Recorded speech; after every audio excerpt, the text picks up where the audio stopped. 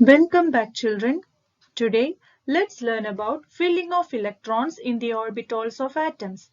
In the last class, you must have learnt about energies of various orbitals in different shells of an atom. In today's class, you would learn about certain rules which might help you in understanding the filling of electrons in various orbitals present in different energy levels of an atom. Filling of electrons into the various orbitals of an atom is governed by the Aufbau principle. This in turn is based on Pauli's exclusion principle, Hund's rule of maximum multiplicity, and the relative energies of orbitals. The German word Aufbau means building up or constructing. Here, building up refers to the order or sequence in which electrons are filled into the various orbitals of an atom. So, what is Aufbau principle? It states that in the ground state of the atoms, the orbitals are filled in the order of their increasing energies. Or, in other words, electrons first occupy the lowest energy orbital available to them. Only then they would enter into higher energy orbitals successively. So, how do electrons fill the orbitals of an atom? Electrons occupy the orbital that has the lowest energy first. Only when that orbital with the lowest energy is completely filled, they would start filling the next orbital with relatively higher energy. And this goes on. Clear? Thus, Aufbau principle explains about the order in which electrons are filled in the ground state. Hope you are clear. Now, the order in which various orbitals are filled is shown. What is that? 1s, 2s, 2p, 3s, 3p, 4s, 3d, 4p, 5s, 4d, 5p and so on. You may be finding it difficult to remember the sequence, isn't it? It's not easy. However, there's a diagrammatic method which could help you remember this order. Now, let me explain it in detail. Students, look at the picture displayed on the right side. This is a very good tool to help you arrive at the proper order of filling electrons in various orbitals of any multi-electron atom. In this picture, n equal to 1, 2, 3 and so on. They denote the different energy levels or shells in an atom. The values L equal to 0, 1, 2 and 3 correspond to the different subshell notations, that is S, P, D, F subshell notations. So you can see that for n equal to 1, that is the first shell, there is only one subshell which has only one orbital, that is 1s orbital. It can accommodate a total of only 2 electrons in it. Now for n equal to 2, that is the second shell, it has two subshells, 2s and 2p subshells. Here 2s subshell has only one orbital, that is 2s orbital. However, the 2p subshell has three orbitals. What are they? 2px, 2py and 2pz orbitals.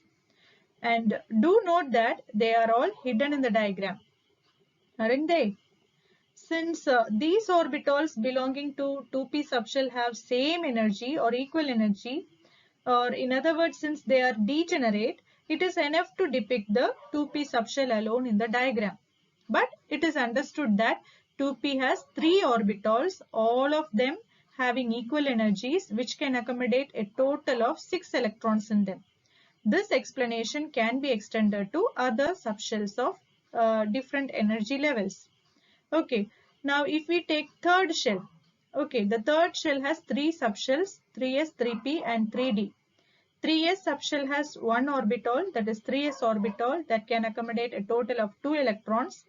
3p subshell has three degenerate orbitals. What are they? 3px, 3py and 3pz orbitals, which can accommodate a total of 6 electrons in them. Now the 3d subshell has 5 degenerate 3d orbitals, 3dxy, 3dyz, 3dxc, 3dx square minus y square and 3dz square. But these are not shown in the diagram because it is understood that since these orbitals are all degenerate in their energies, it is enough to depict their respective subshell. Okay. Now the fourth shell, It has 4 subshells, 4s, 4p, 4d and 4f. The fifth shell has 5 subshells, 5s, 5p, 5d, 5f and 5g subshell. Okay, and this subshell is not included in the diagram. It is not shown, isn't it? The sixth shell has 6 subshells, 6s, 6p, 6d, 6f, 6g and 6h. But 6f, 6g and 6h are excluded in this diagram, aren't they? 7s and 7p subshells of 7th shell are shown, and 8s subshell of 8th shell is shown. Now, let me ask you a question. Why do we eliminate some of these subshells? This is because all the elements that are known to scientists today can be accommodated in just these subshells which are shown in the diagram. Since the elements which contain the excluded subshells are not yet discovered or they are yet to be discovered, we did not include these subshells in the diagram in order to make it easier for us to learn. So students, how would you draw this diagram? You need to trace a diagonal line through the 1s. When you trace this line, it tells you which orbital fills up with electrons first, or in other words, it tells you which orbital possessing a relatively lower energy fills up with electrons first. Now you can see the arrows pointing downwards from the right top to bottom left in the diagram. These indicate the direction of filling up of orbitals with electrons. Now let's take the example of potassium with symbol K. Its atomic number is 19. Since the number of electrons in an atom is equal to its atomic number, there are 19 electrons in a potassium atom. Let's see how the orbitals of potassium would fill up looking at the diagram. And remember, each orbital can be occupied only by 2 electrons. So, 2 electrons would fill up the 1s orbital of 1s subshell. So 1s orbital, when it is completely filled by 2 electrons, the third electron would fill up the 2s orbital. The fourth electron would also enter into the 2s orbital. So when 2s orbital is completely filled by 2 electrons, the fifth electron would move to the 2p subshell. Since 2p has 3 orbitals in it, a total of 6 electrons of potassium would fill 2p. After they get filled completely by 6 electrons, the 11th electron would enter the 3s orbital. 12th electron would also fill up the 3s orbital of 3s subshell. Now the 13th electron would enter the 3p subshell. Since 3p has 3 orbitals in it, a total of 6 electrons would fill 3p. After they are completely filled by 6 electrons, the last 19th electron would fill the 4s orbital of 4s subshell.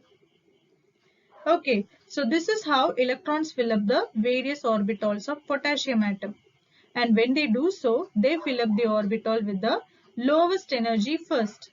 They enter into orbitals with higher energy only after the lower energy orbitals are completely filled.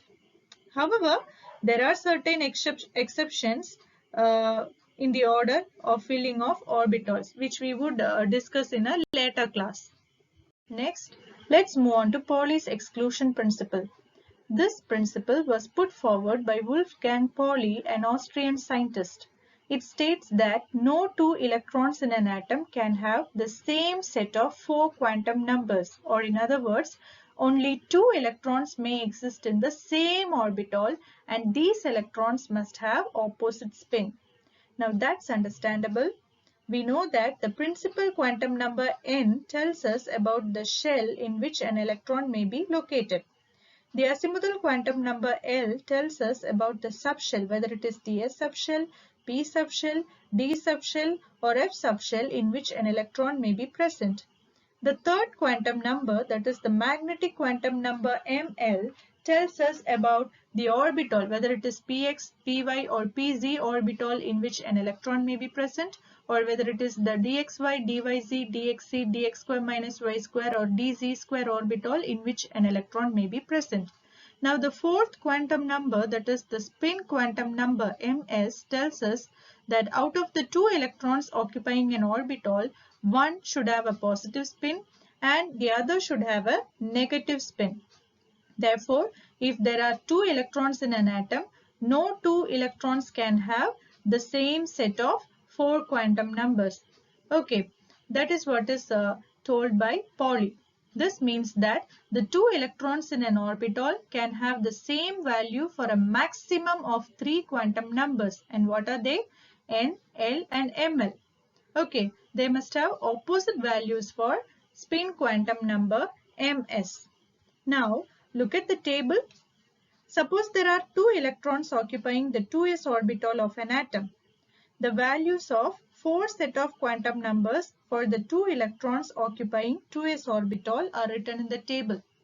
Okay, the values of N, L, Ml and Ms for first electron are 2, 0, 0 and plus half respectively.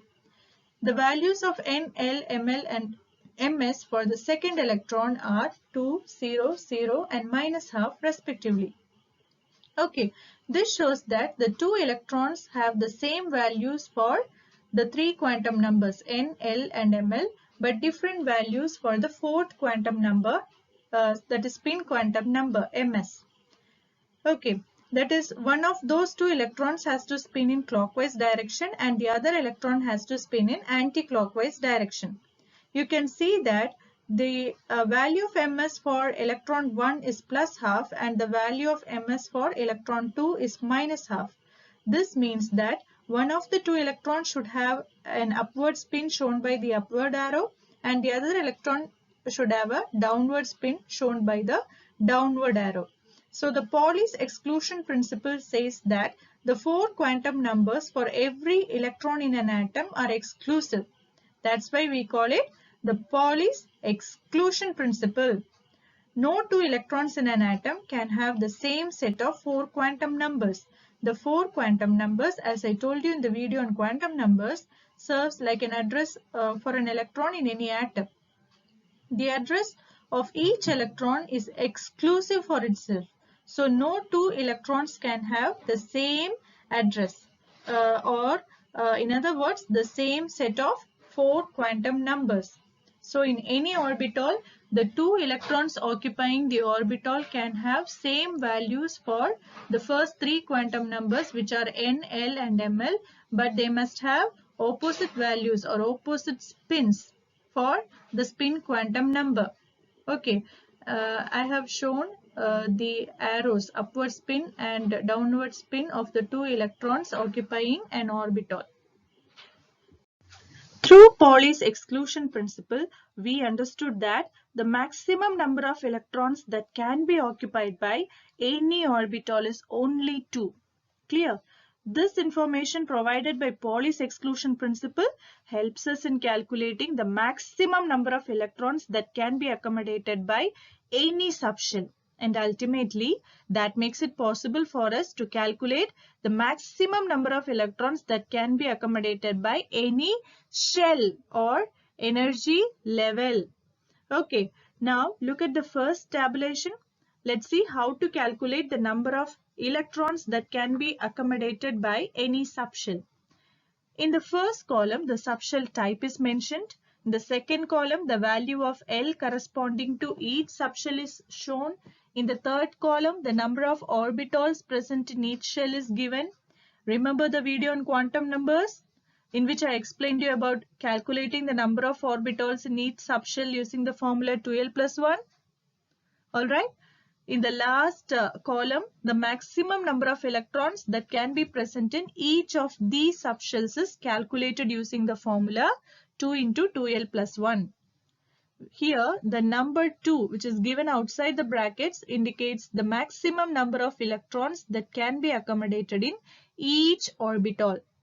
The number 2 is multiplied with 2l plus 1, where 2l plus 1 gives us the number of orbitals that is present in each subshell type as shown in third column. Clear? We know the S subshell can accommodate only 2 electrons. How? The value of L corresponding to S subshell is 0. So, the number of orbitals in it is given by the formula 2L plus 1. On substituting the value of L equal to 0 in this formula, you get 2 into 0 is 0 plus 1. It gives us 1. Okay, therefore, the subshell S has only one orbital. Now, the maximum number of electrons that can be present in the orbital of a subshell is given by the formula 2 into 2l plus 1. So, we have 2 into, what is the value of 2l plus 1 in this case? It is equal to 1. Therefore, 2 into 1 gives us 2. Hence, the maximum number of electrons that can be accommodated by an S subshell in its orbital is only 2. Now let's calculate the maximum electrons that can be present in D subshell. The value of L corresponding to D subshell is 2.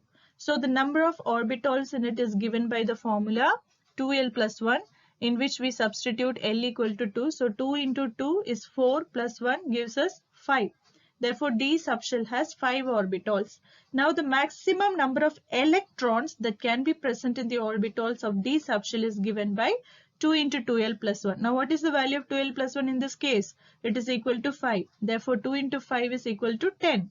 Hence a total of 10 electrons can occupy the 5 orbitals of D subshell, provided each of the 5 D orbital is occupied only by 2 electrons. We also know that the number of subshells in any shell is equal to the value of n corresponding to each shell. Okay, it is equal to the value of n corresponding to each energy level. The value of n is 1 for the first shell or energy level. So only one subshell is there in first shell. Likewise, the value of n is 4 for the fourth shell. Therefore, 4 subshells are present in fourth shell. Okay, now the picture displayed sums up whatever we learned right now. See, the value of n for the first energy level is 1. So it has one subshell. What is it? 1s. This in turn has only one orbital shown by the small red circle. The value of n for the second energy level is 2. So it has two subshells. What are they? 2s and 2p. While 2s subshell has only one orbital shown by the small purple circle, the 2p subshell has 3 orbitals depicted by 3 purple circles. You can see that the value of n for the third energy level is 3. So it has 3 subshells, 3s, 3p and 3d. While 3s subshell has only one orbital depicted by the single blue circle, the 3p subshell has 3 orbitals depicted by 3 blue circles, and 3d subshell has 5 orbitals depicted by 5 blue circles, and so on. Hope you are clear with this concept. The number of electrons in a shell with principal quantum number n can be calculated by the formula 2n square. This you have already learned in an earlier class on principal quantum number, haven't you? Now, since the value of n for the first shell is 1, on substituting 1 in the formula 2n square, you have 2 into 1 square, which is equal to 2. Therefore, the maximum number of electrons present in the first shell is equal to 2. Now, let's calculate the maximum number of electrons present in the second shell. Okay, here the value of n is 2. So, on substituting 2 in 2n square, you get 2 into 2 square. So, 2 into 4, which is equal to 8. Therefore, the second shell can accommodate a maximum of 8 electrons in it. Okay, likewise, you can calculate for other shells also. You can calculate the maximum number of electrons that can be accommodated in other shells using the same method. Clear? Thus, Pauli's exclusion principle gives us information about the maximum number of electrons that can occupy each orbital, which in turn helps us in calculating the maximum number of electrons that can be accommodated in each subshell and shell, okay, or energy level respectively.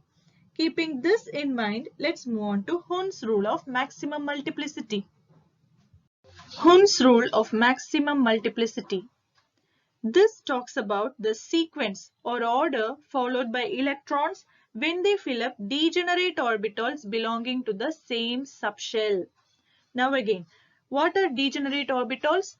Orbitals belonging to the same subshell having equal energies are called degenerate orbitals. Now look at the energy diagram. Let us consider the third shell with a value of n equal to 3. The third shell or third energy level has 3 subshells. What are they? 3s, 3p and 3d. 3s has only one orbital and this is depicted by the purple square under the notation. 3p has 3 orbitals and all these orbitals have equal energies, hence they are degenerate. As a result, they are depicted by the 3 green squares in the same line. Likewise, 3d has 5 orbitals. Since these orbitals are degenerate, they are depicted by the 5 pink squares in the same line. We can extend the same explanation to other degenerate orbitals of different subshells present in various other shells too. Through Hund's rule, let's learn how electrons fill up in the degenerate orbitals belonging to the same subshell. Here's the definition of Hund's rule of maximum multiplicity. It states that pairing of electrons in the orbitals belonging to the same subshell, whether it is p, d or f subshell, does not take place until each orbital belonging to that subshell has got one electron each. That is, it is singly occupied. Let's focus on the first two sets of orbital diagrams of p, d and f subshells. These illustrate the electrons fill up the orbitals of these subshells. Now let us consider the filling of electrons in the degenerate orbitals of p subshell. We know that a total of 6 electrons can occupy the p subshell.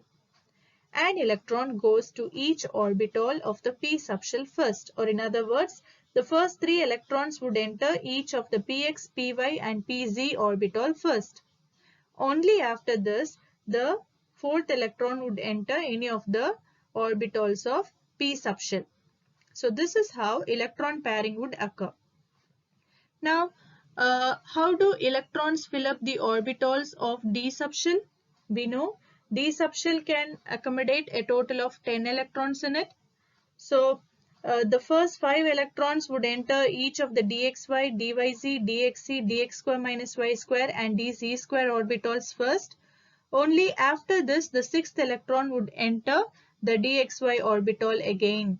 And this is how electron pairing begins in the orbitals of d subshell. Do note that all the singly occupied orbitals will have spins in the same direction. The electron spins would be in the same direction in the orbitals occupied by single electrons. When electron pairing occurs, we should take care in drawing the electron spins of the second set of incoming electrons in the opposite direction. So, the spins of 2 electrons occupying each orbital should be opposite to each other. Now, electron pairing will not occur in the beginning itself. That is, the first 2 electrons would not enter a px orbital together. Okay, so this explanation can be extended to d and f subshells also. Clear? Let's take the example of an atom of oxygen which has 4 electrons in its p orbital to illustrate this concept. I have shown the orbital diagram corresponding to this through the green arrow. Clear? The first 3 electrons of oxygen would fill each of the px, py and pz orbitals first. Only after this, the 4th electron of oxygen would enter the px orbital again. Okay, on contrary, if we fill each orbital with 2 electrons in the beginning itself, we would end up on the wrong side. There won't be any electron left in the last orbital. So, electron pairing will not occur in the beginning itself. Pairing of electrons would occur only after each orbital of a given subshell is occupied by a single electron. Hope you are clear with this. Let me explain this to you with an analogy. Imagine the px, py and pz orbitals of the p subshell as 3 identical swings in a park. Note that each swing can be shared by 2 children, just as the 2 electrons that can occupy each orbital. Clear? Now, if there were 3 children, each of them would go and occupy one swing each. They will not like to share it in the beginning itself.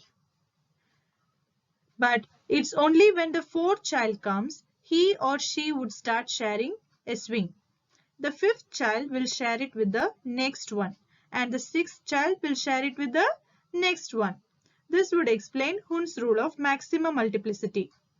When we have degenerate orbitals in a subshell, the electrons first singly occupy each orbital, and pairing starts only after all of them have been singly occupied. We know children don't like to share their swings. But sharing would start only when all the three swings are occupied by a single child each. Likewise, electrons in an orbital, we know they repel each other. Since they are likely charged, they would repel each other. Okay. However, pairing of electrons would occur only after each orbital of a given subshell is occupied by a single electron. Half-filled or completely filled subshells impart greater stability to atoms due to the symmetrical distribution of electrons. Students, I want you all to look at the first two sets of orbital diagrams displayed under the heading Symmetrical Distribution of Electrons. This is how electrons are symmetrically or proportionately distributed in the half-filled and completely filled orbitals of p, d and f subshells respectively. So atoms in which the subshells are half-filled or completely filled with electrons are greatly stable. Now look at the last third set of orbital diagrams of p, d and f subshells displayed under the heading Unsymmetrical Distribution of Electrons. You can see that the p subshell has 4 electrons in it. There are 6 electrons in D subshell and there are 8 electrons in F subshell. In these diagrams, electrons are not proportionately distributed, or in other words, electrons are not symmetrically distributed. Hence, atoms with unsymmetrical distribution of electrons are relatively less stable than the atoms with symmetrical distribution of electrons. Or in other words, atoms with unsymmetrical distribution of electrons are relatively less stable than the atoms in which their subshells are half-filled or completely filled.